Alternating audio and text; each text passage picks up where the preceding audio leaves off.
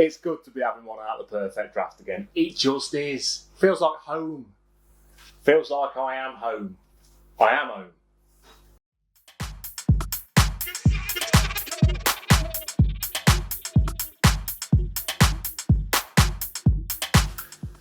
Well, hello there, Perfect Drafters.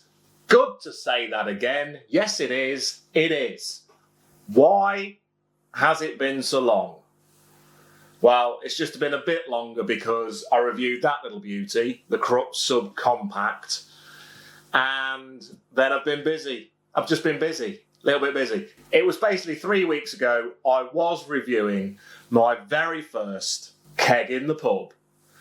Now, it was a Hogarden Rose, or Rosé, whatever it was. And to be honest, for a first keg in the pub, you know, bit of a weak one. It is what it is. And it was what it was.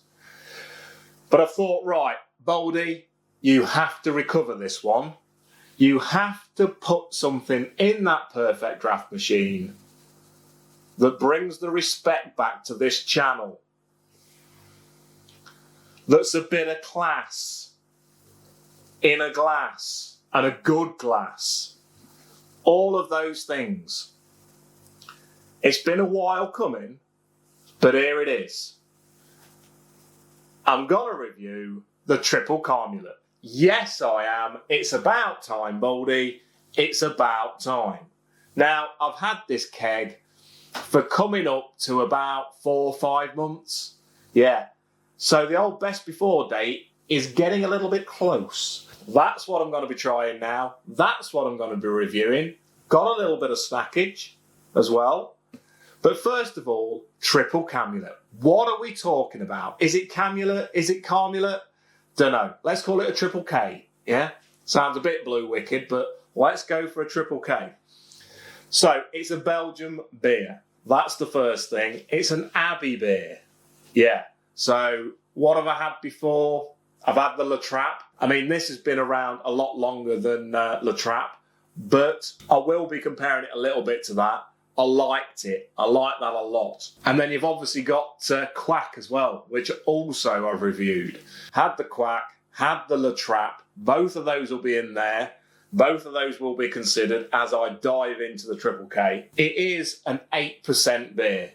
So not the strongest on the Perfect Draft, believe it or not. Both the Kwak and the Ritual 9, obviously the Ritual 9 being 9% and the Kwak being 8.4%. Both of those top this percentage, but by no means is it a weak one. It still comes in at 8%. 8% ABV, so it's a punchy little belter. It's also not a cheap one at £41.90. You've always got to consider it when it does break that £40 markage. I mean, that isn't cheap. But like I've said, on the Kwak review, and I'm pretty sure I've said it on the La Trappe review as well. You go into a pub, you buy an Abbey beer that's like above 7%. You know, go for an 8%, whatever. You're looking at a note, a fiver at least, for half a pint.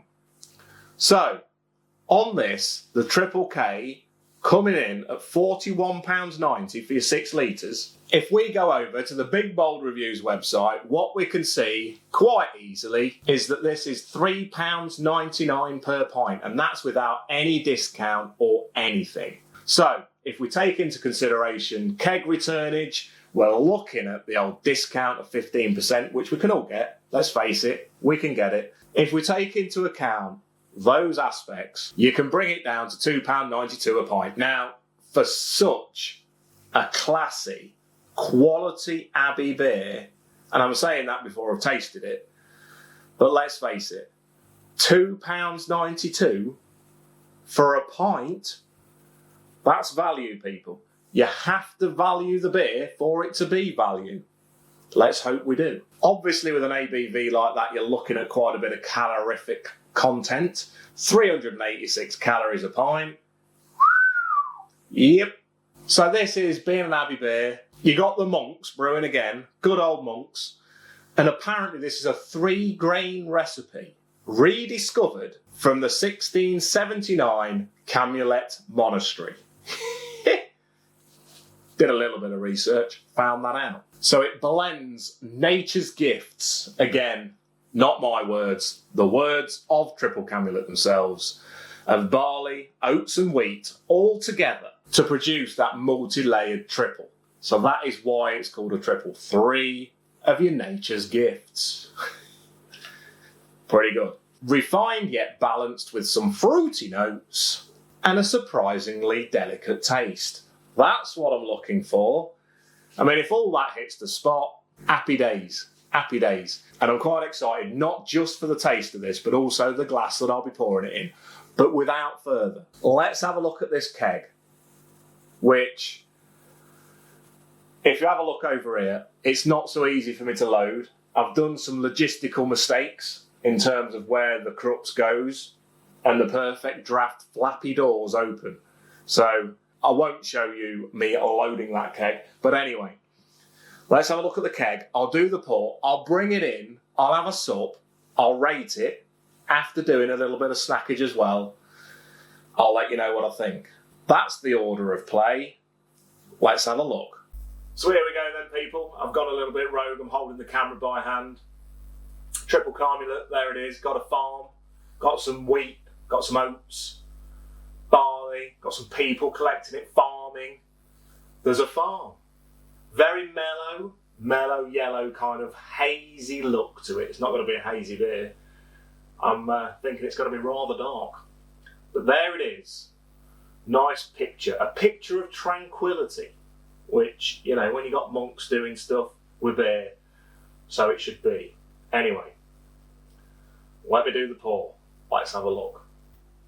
So there we go then, people. There we have it. Look at you. Look at that glass. Happy days. Anyway, let's crack in.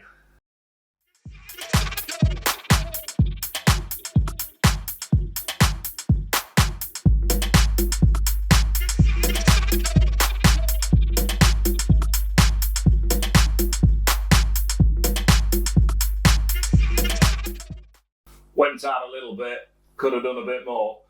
It is the first one out of there, so I was a little bit careful. They're a little bit lively, your first one's out, always are. I let that settle a little bit, and then I'll bring her in. Look at you. Woo-hoo. Yeah. I mean, I'm saying that to the glass as much as the aromas that I'm getting from it. Very nice. Lovely colour. Actually a little bit lighter than what I thought it was going to be.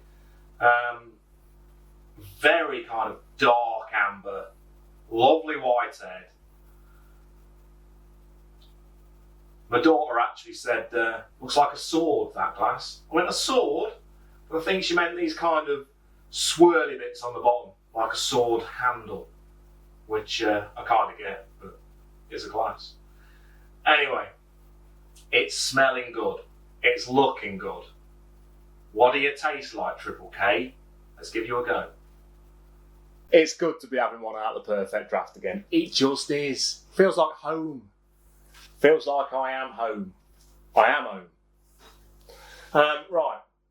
There she is. I've given her another little top up. Not sure I needed to keep giving little top ups of the 8% beverage. But, you know, I wanted a full pint. Is it a pint? Not sure that's a pint glass. But anyway, feels like there's enough in there. Let's put it that way.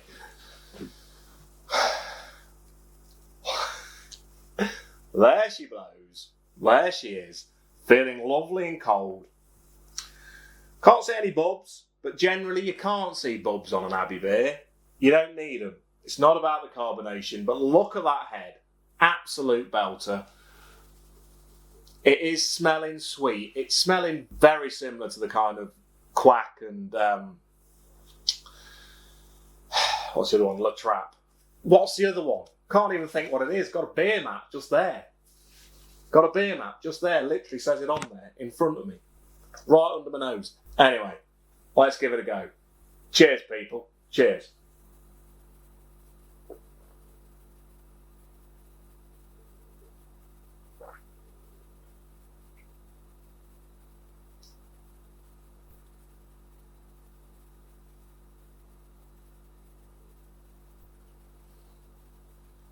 Okay.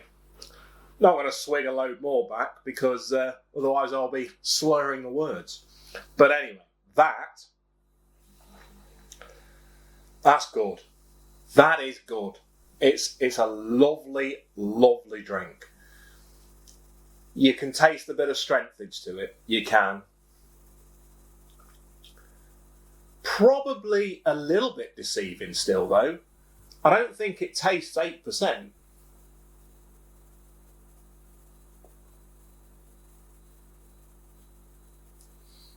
I know the Kwak's more, but it's only 0.4% more. I think with the Kwak, it tastes that bit stronger, but like a percent stronger, a full percent, or even 1.5%. Definite fruitiness there. There's fruitiness, but I'd say, if you're liking a Kwak, if you're liking the La Trappe, you will like this, without a shadow.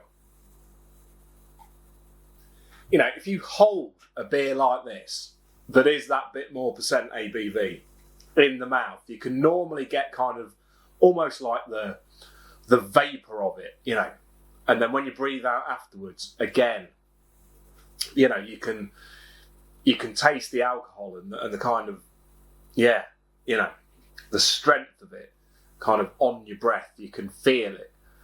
But I wouldn't say it's too bad like that. It's not too bad. It's not a ridiculous kind of ABV strength in the mouth. It's not. Are you going to swig it back? No. You're going to sup it. I've said it before with the other ones. With the La Trappe, I think I said it. I've said it with a few lefts. I think the Left Royale, I said it first. Very much a sipper, not a supper. And this is another sipper. It's one to be appreciated. It's one to be tenderly sipped over a good 30 minutes. That's what I'd say. I think. 45 maybe. Don't time yourselves. There's no rush. Just take your time over it. Enjoy it. Enjoy it. There's almost like two camps. There's those people that want lagers, and there's those people that want IPAs. And some people almost go, I don't believe you really like IPAs. They don't taste good. What are you on about?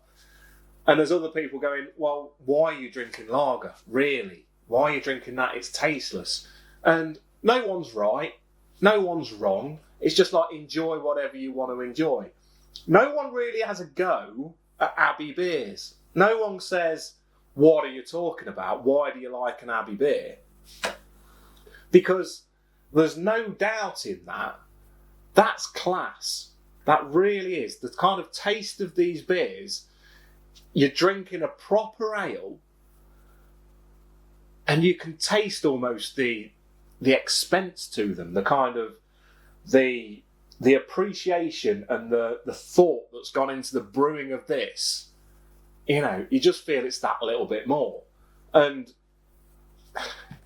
it is one to be appreciated. I really think it is.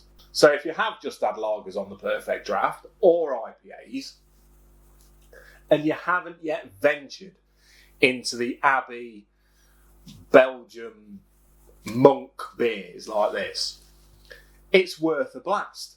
What would I pick first? I think the easier path into it would be the La Trappe. I do. I think that is a bit less of a major distinctive taste. It's very nice, very nice. But this one takes it up a notch, I think, in terms of that kind of ABV and the punchiness of an Abbey ale. So if you was going for trying it for a first just to see if you like it. Go for La Trappe, go for that. Then maybe dip into this, then a Kwak.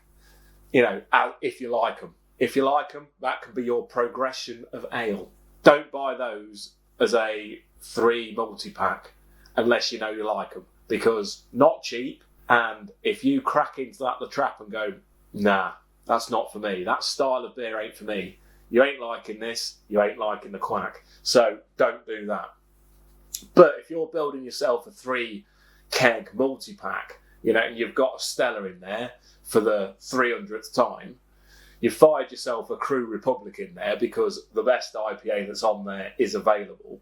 And then you think, I fancy something a little bit different as well. Yeah, you've done all of that thought. I'm almost doing that thought for you. But if you've done all that thought and you think, I'm going to fire in an Abbey Ale, let me fire in the Triple K. Don't. Fire in a La Trappe. Pop that in. I'm not saying this is worse. All I'm saying is that is the easier one to try first. That's it. That's all I'm saying. Right. Before I grade that and babble on anymore, let's have some snackage. So this little beauty came in a pack with some Snyders, with some, what was the last snackage that I tried? What was it from this pack? It was like the duck, it was like duck scratchings. Can't remember, they weren't called duck scratchings, but they were duck. And they had some hairs on them. They did. But these are also from Made for Drink, premium bar snacks.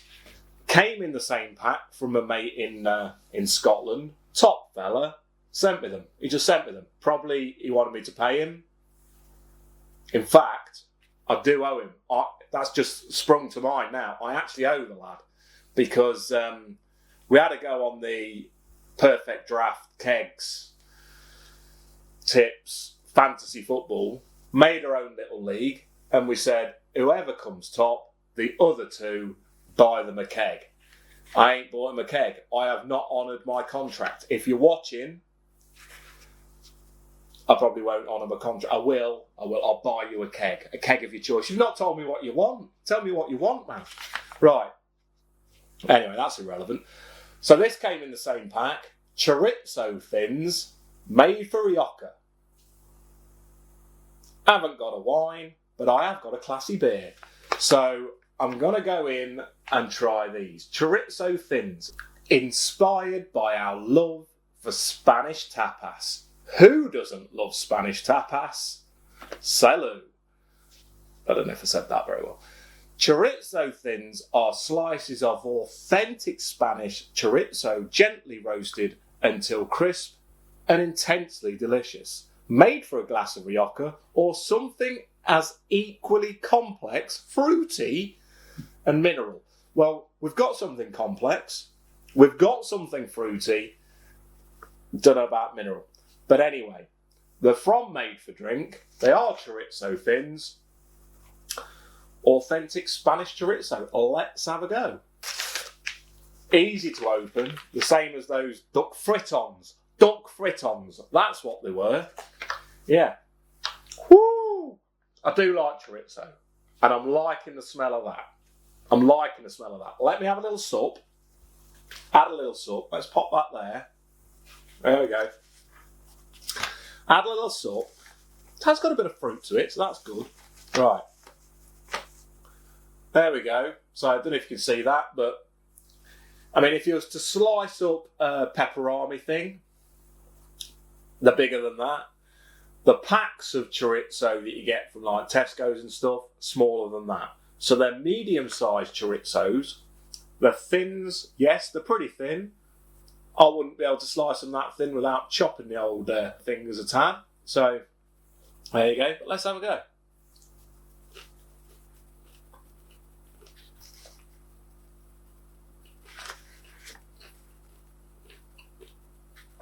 Not bad.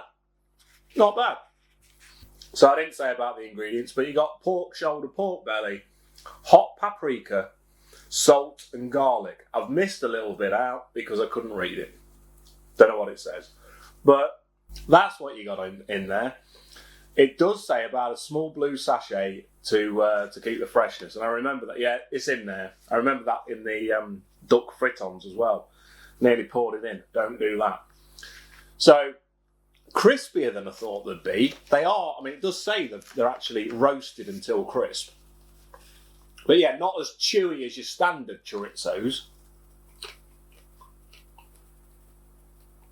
Not sure if you could pick that up on the sound, but got a crunch. And it has got that paprika in there. Yeah. Just catches the back of the throat. To be fair, I'm not a wino. Not keen on wine at all, really. I'd have a beer over wine any day. But I can see how they might go with a glass of wine. Do they go with this?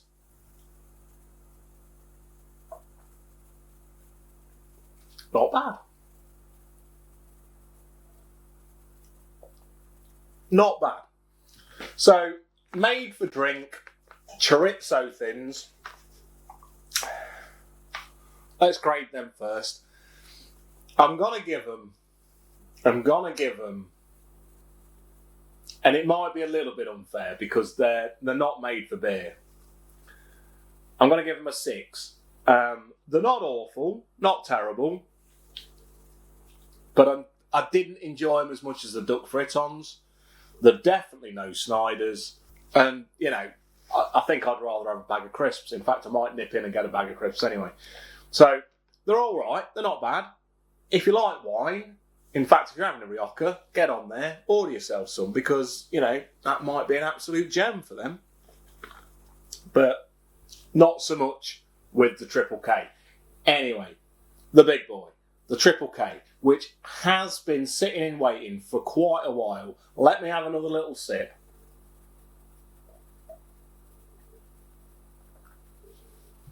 Yeah.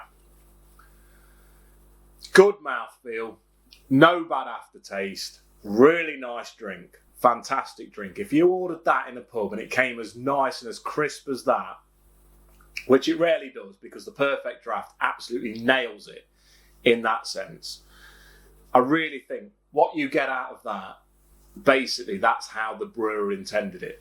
I really do. If you are a brewer thinking of, should I bang a keg on that, do so. You know, if you can do the deal, do so. What I would say is that is quality. Yeah, it's something to enjoy, to sip on, to have a nice little bowl of nuts, I think. A bowl of nuts, maybe some pistachios, lights down low, watching a rerun of Minder. Happy days. That is the scene that you need. And if that was the scene, right now I'm giving that an 8.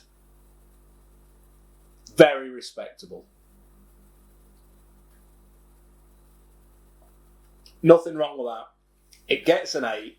Well worth a try. So I have managed, well I didn't, my mate rang me up. He was in Booker's. He said, do you want some cans for this? I said, yes, thank you. Get me some.